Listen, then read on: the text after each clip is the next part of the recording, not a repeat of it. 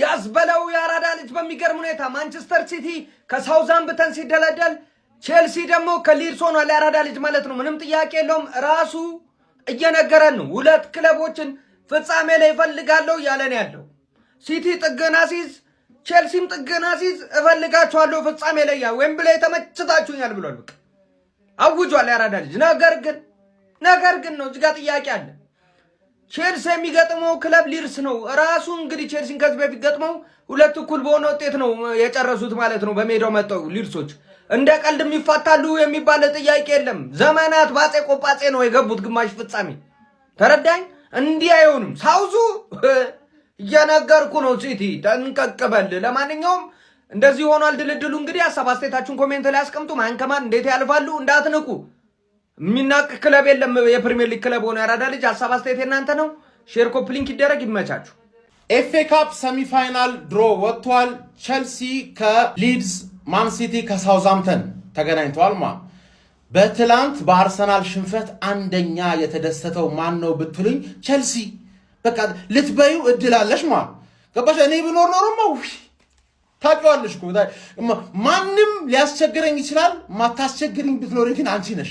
ስለዛ እኔ ስለወጣሁልሽ እኔ 14 የተጎናጸፍኩት ድል ነው ይበልልሽ አባቴ። ማን ሲቲዎች እኛም ብታገኙ ምናምናም ይላሉ፣ ግን አንደኛ የተደሰቱት ምን ሆነሽ ነው? ያን ያህል የተረጋገጠ አይደለማ ከኔ ጋር የተረጋገጠ አይደለም። ቼልሲ ግን ይቀልሻል።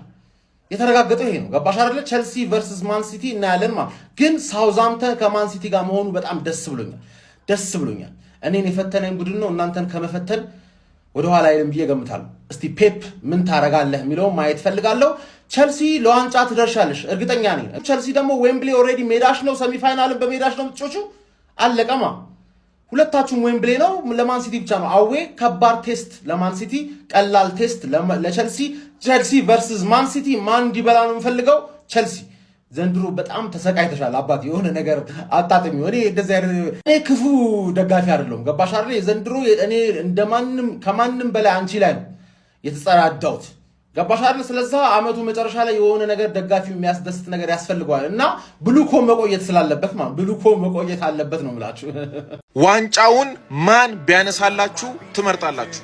የአርሰናል ደጋፊዎች በመጀመሪያ የ2025-2026 ሲዝን የእንግሊዝ ፕሪሚየር ሊግ ሻምፒዮን ስለሆናችሁ እንኳን ደስ አላችሁ። 3 ተጫዋቾችን አምጥቼላችኋለሁ።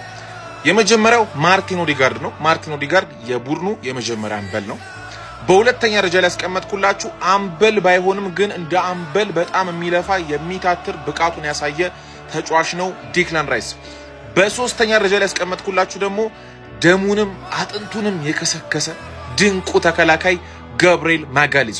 ታዲያ በዛች ዕለት የእንግሊዝ ፕሪሚየር ሊግን ግዙፍ ዋንጫ የትኛው ተጫዋች ቢያነሳላችሁ ትመርጣላችሁ? የአርሰናል ደጋፊዎች ሐሳባችሁን ኮሜንት ላይ አስቀምጡ።